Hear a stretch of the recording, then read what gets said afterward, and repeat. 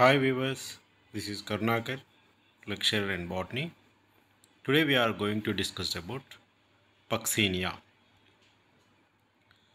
If you see the systematic position of Puccinia, the kingdom is fungi, division Eumycota, class is Teleomycetes, subdivision is Basidiomycotina, order is Eudinales, family is Pucciniaceae, genus Puccinia. How to identify the plant infected with Puccinia? If you see the symptoms of Puccinia infected plant on wheat plant, large elongated brown colored eudopochules filled with eudinospores appear on the stem, leaf sheath and lamina of the infected plants. మనం సాధారణంగా పక్సీనియా గ్రామిని TTC యొక్క symptoms గోధుమ మొక్క పైన చూసినట్టయితే యూడోస్పోర్స్ అనేటటువంటి నిర్మాణాలు అనేటువంటివి ఆ స్టెమ్ పైన కావచ్చు, పత్రాల పైన కనిపించడం జరుగుతుంది. ఇవి ఏ విధంగా ఉంటాయి? You see brown uredinia later on change into black colored large teltopochules bearing teltospores. అంటే యూడోస్పోర్స్ ప్లేస్లో కొంతకాలానికి మళ్ళీ అదే ప్లేస్లో టెల్టోస్పోర్స్ అనేటువంటివి వచ్చి చేరుతాయి. And secondary host on barberry plant పైన చూసినట్టయితే yellowish brown spots appear on dorsal surface of the leaves of the infected plant. These spots called pycnia containing pycniospores or spermatia. You see that the ventral surface of the leaf bears spots of ascidial cups containing acidiospores. The life cycle on primary host. The wheat is the primary host in Puccinia. If you see the life cycle on wheat, it consists of dikaryotic mycelium and it is produced by the germinating achiospores or eudinospores on wheat plant. The mycelium is intercellular, septate, dikaryotic and produce knob-like astoria in host cell to observe nutrition. సాధారణంగా మనము ఇది డైకారియోటిక్ mycelium అని చెప్పవచ్చు. మనము ఇది ఏషియోస్పోర్స్ are యూడోస్పోర్స్ అనేటటువంటి స్పోర్స్ని wheat plant పైన produce చేయడం జరుగుతుంది పక్సీనియా. అండ్ ఇది ఇంటర్సెల్యులార్గా అండ్ సెప్టేట్ కలిగి ఉండి డైకారియోటిక్గా నాబ్లైక్ ఆస్టోరియాలను కణం మధ్యలోకి చొప్పించి తగిన పోషక పదార్థాలని అబ్జర్వ్ చేస్తుంది అనమాట. Within about 7 to 21 days of infection the accumulated mass of hyphae 2 kind of spores are produced. Below epidermis mycelium produce vertical hyphae called sporophores arise towards epidermis. The terminal cell of each sporophores divides transversely into a basal foot cell and upper spore initial. The basal cell does not divide further. The spore initial again divides transversely into a lower stalk cell and upper sporogenous cell. It is produced eudinospores. If you see the structure of eudinospore, each eudinospore is a unicellular and dikaryotic oval and brown cell. Okay, ప్రతి యూడినోస్పోర్ అనేటువంటిది ఏకకణయుతంగా ఉంటుంది మరియు ద్వికేంద్రకయుతంగా ఉంటుంది. The wall consists of two layers.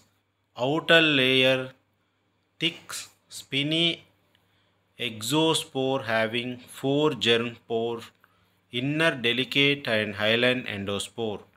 Wall అనేటువంటిది మామూలుగా two లేయర్స్తో నిర్మించబడి ఉంటుంది. Outer layer అనేటువంటిది థిక్ స్పిన్నీ ఎక్స్పోజర్తోని ఫోర్ జెర్మ్ పోర్స్ని కలిగి ఉంటుందన్నమాట. Inner delicate and inner cell ఏదైతే ఉంటుందో లేయర్ అది డెలికేట్గా ఉంటుంది అండ్ ఎండోస్పోర్ని కలిగి ఉంటుందన్నమాట. The udinospore contains dense cytoplasm, oil globules, and brown pigment. Each eudospore has a long stalk. Each eudospore has a long stalk. If you see the structure of teleum, towards the end of summer, the iridium begins to produce teleospores. It is a dark, thick-walled, two-celled spore. If you see the difference between eudospore and teltospore, eudospore is the single-celled, but here teleum or teleospore is two-celled spore. Teleospores do not produce telea. It is the iridium that gradually becomes a teleum by producing more and more teleospores. Because of the color of the teleospores, the teleum is black. Following karyogamy, the teleospore overwinters. If you see the teleospore, meiosis takes place in each cell of the teleospore in spring and germinates to form the promycelium. The promycelium becomes transversely septate, forming four cells. Each cell produces a sterigma and a basidiospore, and this now completes the life cycle. Then spermogonium. The spermogonium stage produces the sex organs in rust. They are produced on the upper surface of the barbaris leaf. Since the spermogonia are derived from basidiospores, they are of two mating types. They are flask-shaped and produce spore-like spermatia which oozon out from the neck in a sweet-smelling nectar. Also growing from the necks are receptive hyphae. The spermagonia are visited by phials which are attracted by the nectar secretions, and as they visit different spermagonia, spermatia of both mating types adhere to their bodies and are transferred to receptive hyphae of the other mating types. This begins the dichorion stage of the life cycle. If you see the basidium, Puccinia graminis, if you see the diagram, in this diagram the Puccinia graminis is heterothallic and basidia produce basidiospores that are of two mating types, and designated as A1 and A2. Basidiospores are capable of only infecting the leaves of Barberry species. The alternative host for this species that require two hosts to complete their life cycle are said to be heteroecious. The cells of the teleospore germinate to produce a short germ tube that will develop into a basidium that is essentially transversely septate. If you see the acium stage is directly linked to the spermagonium stage, and when spermatia are transferred to capat- compatible receptive hyphae, this begins the dikaryotic stage of the life cycle and directly produce the acium on the lower surface of the barberry leaf. The acium is an upside down sac shaped structure in which chains of aciospores are formed. The aciospores burst through the lower surface of the leaf and are dispersed by wind. This is the life cycle of Puccinia. You see, again, discuss this in Telugu also. మనం పక్సీనియా గ్రామిని TTC చూసినట్టయితే దీని యొక్క వర్గీకరణ ఏదైతే ఉందో ఈ వర్గీకరణ తీసుకున్నట్టయితే కింగ్డమ్ ఏదైతే ఉందో అది ఫంగి అంటాం మనము. డివిజన్ అంటే విభాగం యూమైకోటా. తరగతి ఏదైతే ఉందో ఆ తరగతి తీసుకున్నట్టయితే అండ్ తరగతి టీలియోమైసిడ్స్ అంటాం. ఉపవిభాగము బెసిడియోమైకోటినా. ఆర్డర్ వచ్చేసి యుడినేల్స్ అండ్ ఫ్యామిలీ వచ్చేసి పక్సీనియేసి. జీనస్ వచ్చేసి పక్సీనియా. సాధారణంగా మనం సిమ్టమ్స్ పక్సీనియా గ్రామిని ట్రిటిసి అనేటటువంటి ఏదైతే ఉందో ఇది తన యొక్క జీవిత చరిత్రని లేదా జీవిత చక్రాన్ని 2 అతిధేయుల పైన జరుపుకుంటుంది. మొదటి అతిధేయము గోధుమ మొక్క, రెండవ అతిధేయి బార్బరీ మొక్కగా చెప్పుకుంటాం. ఈ గోధుమ మొక్క పైన మనకి 2 రకాల స్పోర్స్ని ఏర్పాటు చేస్తుంది. ఏ స్పోర్స్ అవి? యూడోస్పోర్స్ అండ్ టెలిటోస్పోర్స్ ఆర్ టీలియోస్పోర్స్. యూడోస్పోర్స్ ఒకటి, టీలియోస్పోర్స్ ఒకటి అనేటటువంటి 2 స్పోర్స్ని గోధుమ మొక్క పైన ఏర్పాటు చేయడం జరుగుతుంది. అంటే ఫస్ట్ ఏం జరుగుతుంది దీంట్లో? ఏదైతే అంతకుముందు ఉన్నటువంటి ఏషియా అనేటటువంటి ఒక స్పోర్ వచ్చి ఆరోగ్యకరమైనటువంటి గోధుమ మొక్క యొక్క పత్రం పైన పడ్డప్పుడు ఆ స్పోర్ నుంచి ఒక ఆస్టోరియా అంటే బీజనాళిక అనేటటువంటిది ఉత్పత్తి అయ్యి ఆ బీజనాళిక పత్రాల యొక్క కణాంతర్గతంగా వెళ్తూ ఆ కణంలోనికి ఆస్టోరియా అనేటటువంటి ప్రత్యేక నిర్మాణాన్ని చొప్పించడం వల్ల తనకు కావలసినటువంటి ఆహార పదార్థాలను తీసుకుంటూ ఎపిడర్మిస్ పైన, ఎపిడర్మిస్ యొక్క కింది భాగంలో ఏదైతే బాహ్య చర్మం ఉంటుందో ఈ బాహ్య చర్మంలోకి ఆ స్పోర్స్ యొక్క బీజనాళిక అనేటటువంటిది పత్రరంధ్రాల ద్వారా కావచ్చు లేదా పత్రానికి అయినటువంటి గాయం ద్వారా కావచ్చు కణాలలోనికి వెళ్తుందన్నమాట. కణాలలోకి వెళ్ళిన తర్వాత ఈ ఆస్టోరియా అనేటటువంటి నిర్మాణాలను ఏర్పాటు చేసుకొని ఈ స్పోర్ అనేటటువంటిది లేదా ఈ మైసీలియం అనేటువంటిది ఆహార పదార్థాలను తీసుకుంటూ ఆ బాహ్య చర్మం కింద పెరుగుదలను చూపిస్తుంది. ఈ పెరుగుతున్నటువంటి టైంలో అక్కడ యూరిడోఫోర్స్ అనేటటువంటి వాయుగత నిర్మాణాలు ఏర్పడడం జరుగుతుంది. ఇవి అనేకంగా ఏర్పడడం వల్ల ఈ వాయుగత నిర్మాణాల పైన చివరి భాగంలో ఏకకణయుతంగా ఉన్నటువంటి యూడోస్పోర్స్ అనేటటువంటి నిర్మాణాలను చైన్ లైక్ స్ట్రక్చర్ అంటే కంటిన్యూగా ఒక గొలుసు మాదిరిగా ఏర్పాటు చేసుకుంటూ పోతుందన్నమాట. అప్పుడు ఏమవుతుంది? బాహ్య చర్మం అనేటువంటిది ఉబ్బిన భాగంగా కనిపిస్తుంది. ఒక వూండ్ లాగా, ఒక కురుపులాగా ఆ లీఫ్ పైన పెరుగుదలను చూపిస్తుంది అనమాట.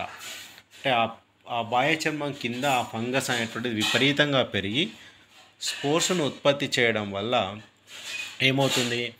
అక్కడ ఆ బాహ్య చర్మం అనేటువంటిది చిట్లిపోవడం వల్ల ఆ స్పోర్స్ అనేటటువంటివి వాయువుల ద్వారా అదేవిధంగా గాలి ద్వారా ఈ విధంగా యూడోస్పోర్స్ అనేటటువంటివి బయట గాలి ద్వారా ప్రయాణం చేస్తూ వేరొక గోధుమ మొక్క పైన పడే అవకాశం ఉంటుందన్నమాట. ఆరోగ్యకరమైనటువంటి పక్కనున్నటువంటి మొక్క పైన పడుతుంది. అయితే ఇదే టైంలో యూడోస్పోర్స్ ఎక్కడైతే ఉత్పత్తి అయ్యాయో అదే స్థానంలో మరొక స్పోర్స్ అనేటువంటివి సిద్ధబీజాలు అనేటువంటివి ఉత్పత్తి అవుతాయి. వాటినే ఇక్కడ టీలియోస్పోర్స్ అనేటటువంటి పేరుతో పిలుస్తాం. అంటే యూడోస్పోర్స్ ఉత్పత్తి అవుతున్నటువంటి టైంలోనే టీలియోస్పోర్స్ అనేటటువంటి నిర్మాణాలు ఏర్పడడం జరుగుతుంది. ఎక్కడైతే యూడోస్పోర్స్ అనేటటువంటివి ఏర్పడతాయో ఆ భాగాన్ని యూరిడియా లేదా యూడీనియం అనే పేరుతో పిలుస్తాం. సేమ్ యూడోస్పోర్స్ అనేటువంటివి రిలీజ్ అవుతున్న టైంలో టీలియోస్పోర్స్ అనేటువంటివి కూడా ప్రొడ్యూస్ కావడం స్టార్ట్ అవుతుంది అక్కడనే. దాన్నే ఇక్కడ ఏమంటాము అంటే టీలియం అనేటటువంటి పేరుతో పిలుస్తాం. యూడీనియం తర్వాత టీలియం అనేటటువంటి నిర్మాణము సేమ్ ప్లేస్లో ఏర్పడి ఇక్కడ సేమ్ ఏ విధంగా అయితే యూడోస్పోర్స్ అనేటువంటి ఉత్పత్తి అయ్యాయో అదేవిధంగా టీలియోస్పోర్స్ అనేటువంటివి సేమ్ ప్లేస్ నుంచి ఉత్పత్తి అవ్వడం జరుగుతుందన్నమాట. ఇట్లా టీలియో4 అనేటటువంటి వాయుగత భాగం ఏర్పడి బాహ్య చర్మం కింద దానికి చివరన టీలియోస్పోర్స్ అనేటువంటి నిర్మాణాలు ఏర్పడతాయి. ఈ టీలియోస్పోర్స్ అనేటువంటివి 2 కణాలతో కూడి ఉంటుంది. ప్రతి స్పోర్ అనేటువంటిది 2 కణాలతో కూడి ఉంటుంది. అండ్ ఈచ్ సెల్ ఏదైతే ఉంటుందో 2 కేంద్రకాలను కలిగి ఉంటుందన్నమాట. ఇట్లా యూడోస్పోర్కి టీలియోస్పోర్కి తేడా ఏంటి అంటే యూడోస్పోర్ అనేటువంటిది ఏదైతే ఉందో ఇక్కడ టీలియోస్పోర్స్ అనేటువంటివి విపరీతంగా ఏర్పడడం వల్ల ఆ బాహ్య చర్మం పైన ఒత్తిడి కలగడంతో ఆ బాహ్య చర్మం చిట్లిపోయి ఆ టీలియంలో ఉన్నటువంటి టీలియోస్పోర్స్ అనేటువంటివి బయటకి వెదజల్లబడతాయి. ఈ విధంగా వెదజల్లబడ్డటువంటి టీలియోస్పోర్స్ అనేటువంటివి నేలపైన పడి అనుకూల పరిస్థితులు వచ్చేంతవరకు కూడా వెయిట్ చేసి అనుకూల పరిస్థితులు రాగానే లేదా ఆల్టర్నేటివ్ హోస్ట్ ఏదైతే ప్రత్యామ్నాయ అతిథి లేదా రెండవ అతిథి ఏదైతే ఉందో బార్బరీ మొక్క దొరకగానే ఆ బెసిడియోస్పోర్స్ అనేటువంటివి నేలలో 4 బెసిడియోస్పోర్స్ అనేటువంటివి ఏర్పడతాయి. ఒక టీలియోస్పోర్ నుండి ఆ 4 బెసిడియోస్పోర్స్ అనేటువంటివి 2 మైనస్ తెగకు చెందినటువంటివి, 2 ప్లస్ తెగకు చెందినటువంటి బెసిడియోస్పోర్స్ అనేటువంటివి ఫామ్ అవుతాయి. దెన్ నెక్స్ట్ ఈ బెసిడియోస్పోర్స్ అనేటువంటివి ఆల్టర్నేట్ హోస్ట్ అయినటువంటి బార్బరీ లీఫ్ అనేటువంటి దొరకగానే మొక్క దొరికినప్పుడు ఆ మొక్క పైన ఈ బెసిడియోస్పోర్స్ అనేటువంటివి వెళ్ళి చేరుతాయి. అప్పుడు బాహ్య చర్మం పైన ఉన్నటువంటి పత్రరంధ్రాల ద్వారా కానీ లేదా బార్బరీ మొక్కకి లేదా మొక్క యొక్క పత్రానికి అయిన గాయం ద్వారా కానీ బెసిడియోస్పోర్ బీజనాళికను ఉత్పత్తి చేసి ఆ బీజనాళిక చివర్లో ఆస్టోరియా అనేటటువంటి నిర్మాణం ఏర్పడి కణంలో ఉన్నటువంటి ఆహార పదార్థాలను తీసుకుంటూ బాహ్య చర్మం కింద పెరుగుదలను చూపిస్తుంది. ఈ పెరుగుదలను చూపించేటటువంటి భాగాన్నే మనం ఇక్కడ స్పెర్మేషియా అండ్ స్పెర్మగోనియం అనేటటువంటి నిర్మాణాన్ని ఏర్పాటు చేస్తుంది అని చెప్పొచ్చు. ఈ స్పెర్మగోనియం అనేటువంటిది ఏదైతే ఉంటుందో ఈ స్పెర్మగోనియంలో స్పెర్మేషియాలు అనేటటువంటి నిర్మాణాలు ఏర్పడతాయి. అదే సమయంలో రిసెప్టివ్ హైపే అనేటటువంటి నిర్మాణాలు కూడా ఏర్పడతాయి.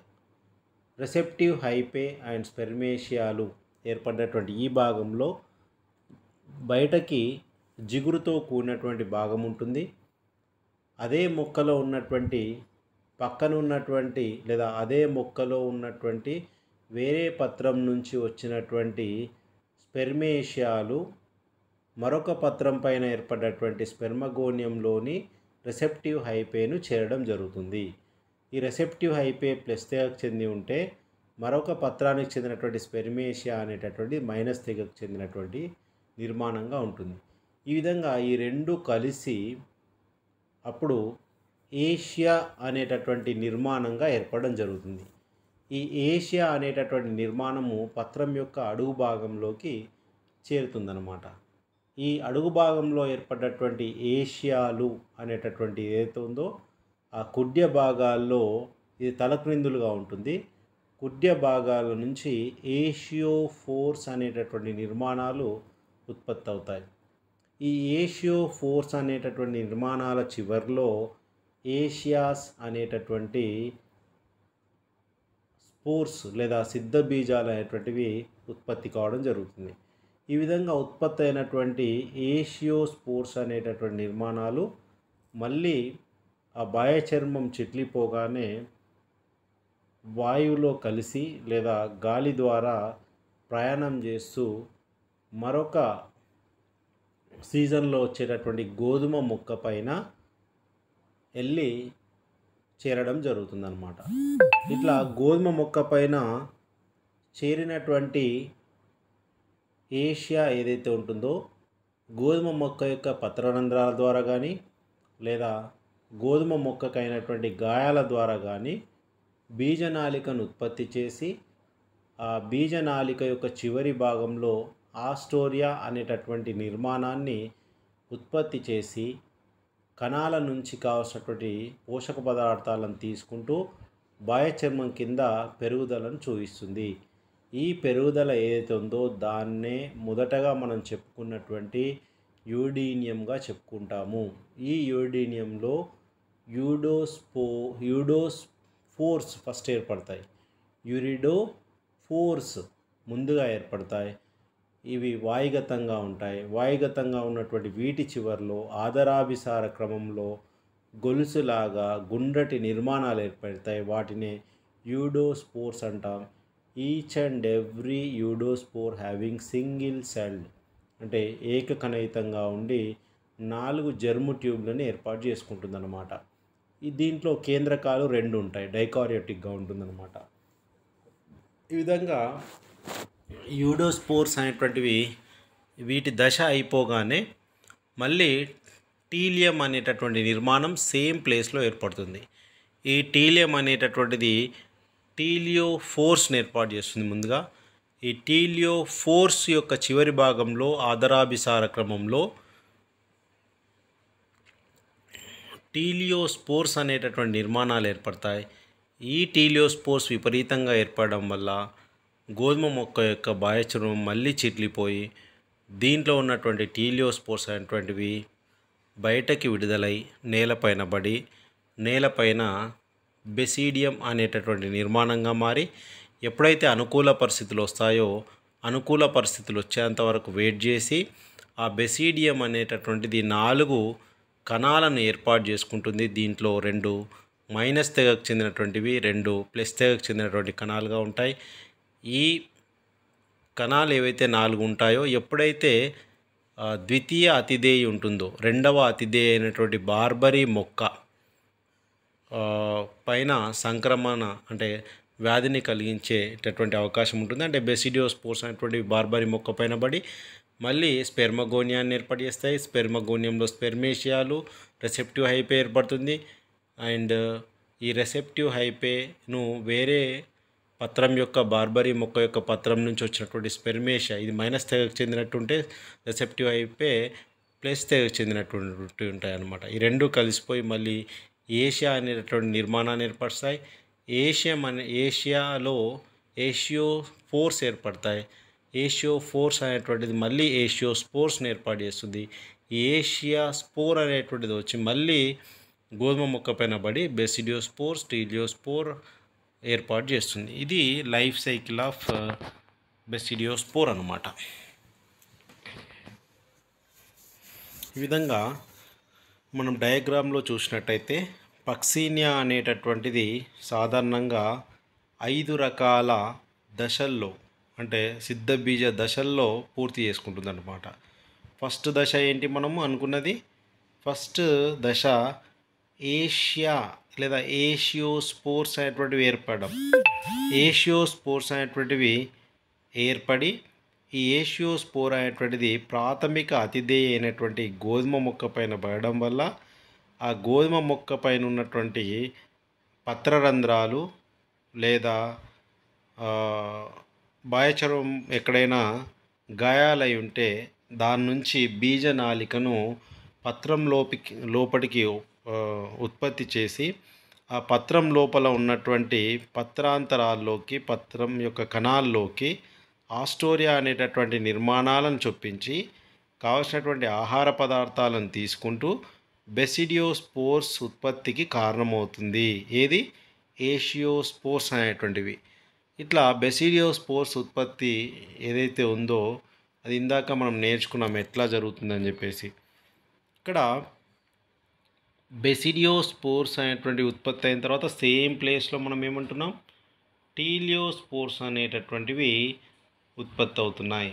ఈ టీలియోస్పోర్స్ అనేటువంటి ఉత్పత్తి కాగానే ఇవి గాలి ద్వారా ప్రయాణించి గోధుమ మొక్క నుంచి విడుదలైనటువంటి ఈ స్పోర్సు నేలపైన పడతాయి. నేలపైన పడ్డటువంటి బెసీడియం ఏదైతే ఉందో అంటే టీలియోస్పోర్స్ అనేటువంటివి బెసీడియంగా కన్వర్ట్ అవుతుంది. ఇది అనుకూల పరిస్థితులు రాగానే ఈ బెసీడియం 4 రకాల బెసిడియోస్పోర్స్ను ఉత్పత్తి చేస్తుంది.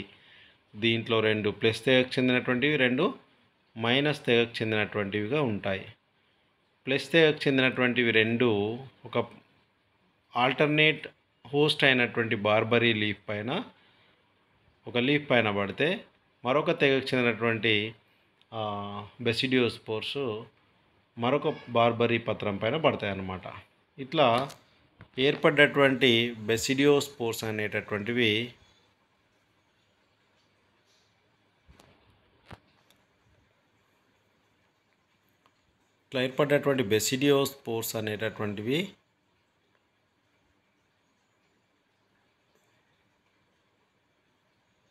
పత్రం లోపల బార్బరీ లీఫ్ పైన బీజనాళికను జెర్మ్ ట్యూబ్ని ఏర్పాటు చేసుకొని ఈ జెర్మ్ ట్యూబ్ ఏదైతే ఉంటుందో ఆ జెర్మ్ ట్యూబ్ను